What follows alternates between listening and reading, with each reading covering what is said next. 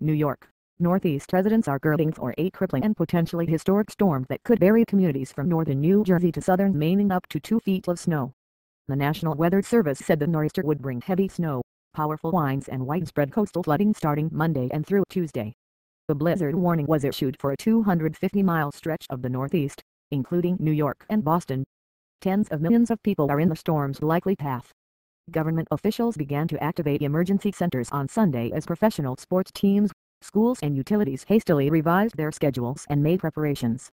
This could be a storm the likes of which we have never seen before, New York City Mayor Bill de Blasio told a news conference in a Manhattan sanitation garage where workers were preparing plows and salt for the massive cleanup on about 6,000 miles of city roadways for what forecasters said could be up to 2 feet of snow.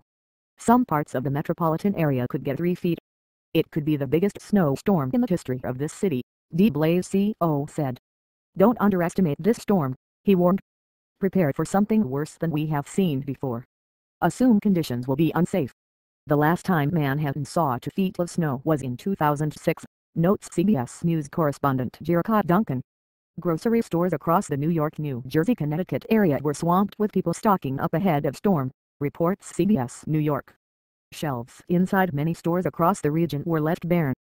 In Massachusetts, Governor Charlie Baker warned residents to prepare for roads that are very hard, if not impossible, to navigate, power outages and possibly even a lack of public transportation. Boston is expected to get 18 to 24 inches of snow, with up to 2 feet or more west of the city, and Philadelphia could see up to 1.5 feet, the Weather Service said.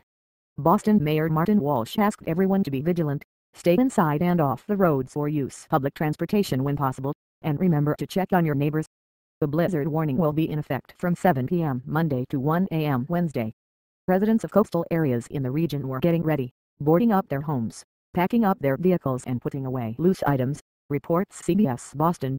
Goods flew off shelves at supermarkets and home improvement stores. They're buying anything that's not nailed to the shelf right now, said Market Basket employee Mike Dunleavy. The Washington area expected only a couple of inches, with steadily increasing amounts as the storm heads north. We do anticipate very heavy snowfall totals, said Bob Barabic, lead forecaster with the Weather Service in College Park, Maryland.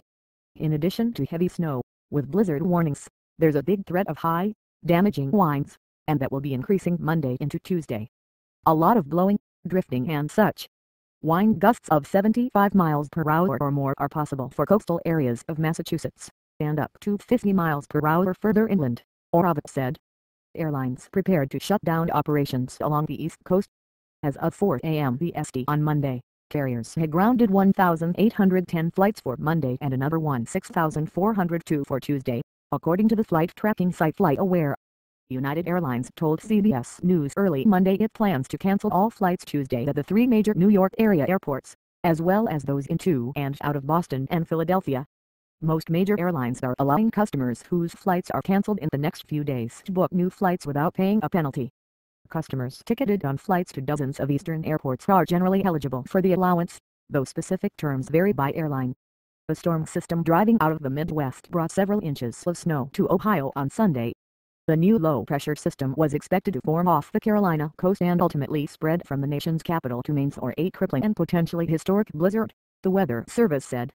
New York Governor Andrew Cuomo urged commuters to stay home on Monday and warned that mass transit and roadways could be closed before the evening rush hour. Even major highways such as the New York Thruway, Interstate 84 and the Long Island Expressway.